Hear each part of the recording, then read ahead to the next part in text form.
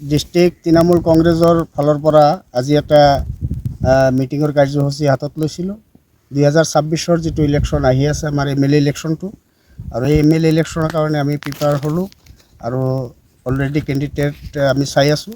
2026-ৰ ইলেকশ্যনটো আমি জোৰদাৰকৈ TMC দলৰ পৰা আমি খেলিম বুলি আশা কৰিছোঁ। TMC হিচাপে আমি অলৰেডি আশা কৰিছোঁ 20-ৰ পৰা 22টা সমষ্টিত কেণ্ডিডেট দিয়াৰ কাৰণে আমি আশা কৰিছোঁ আৰু কি। সকলো ৰাইজক আমি অনুৰোধ জনাম যে BPF বিশেষকৈ আমি যিহেতু চিৰাং ডিষ্ট্ৰিক্টৰ মানুহ আৰু BTR অঞ্চলৰ মানুহবিলাকক আমি অনুৰোধ কৰিব খোজোঁ যে BPF চৰকাৰক বহুত আপোনালোকে দেখিছে বা UPPL চৰকাৰকো দেখিছে, আকৌ BPF চৰকাৰ আহিল, বহুত প্ৰতিশ্ৰুতি দিছে। তো আপোনালোকে প্ৰতিশ্ৰুতিত ভুল নাযায়। যদি এবাৰ যদি আপোনালোকে TMC দলত যোগদান কৰে, ভৱিষ্যতত আপোনালোকৰ হয়তোবা উপকৃত হ'ব বুলি মই আশাবাদী আৰু কি। TMC হিচাপে প্ৰাইমাৰী ব্লক যোৱা ইলেকশ্যনত হয়তোবা MCLA ইলেকশ্যনত আমি বনাইছিলোঁ। এতিয়া আৰু নতুনকৈ আমি এতিয়া আজিৰ পৰাহে আমি আৰম্ভ কৰিছোঁ। আজিৰ পৰা গোটেইবিলাক ঠাইত গৈ পেলাই আমি হয়তোবা যিবিলাক কমিটি বনাব লাগে আমি বনাবৰ কাৰণে চেষ্টা কৰি আছোঁ।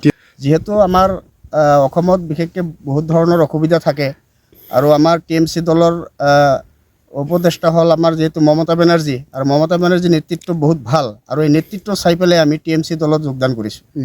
TMC দলৰ হৈ এনেকৈ কাম কৰি আছোঁ আৰু ইমান দিন আজি চালোঁ BJP দলে কি কৰি আছে নকৰি আছে, খালি ভুৱা প্ৰতিশ্ৰুতিহে মানুহক দি থাকে, আৰু ভুৱা প্ৰতিশ্ৰুতিত মানুহ আজিকালি ভুল নাযায়। আজিকালি নিশ্চয় আমাৰ TMCত হয়তো বা আস্থা ৰাখিব বুলি মই আশাবাদী।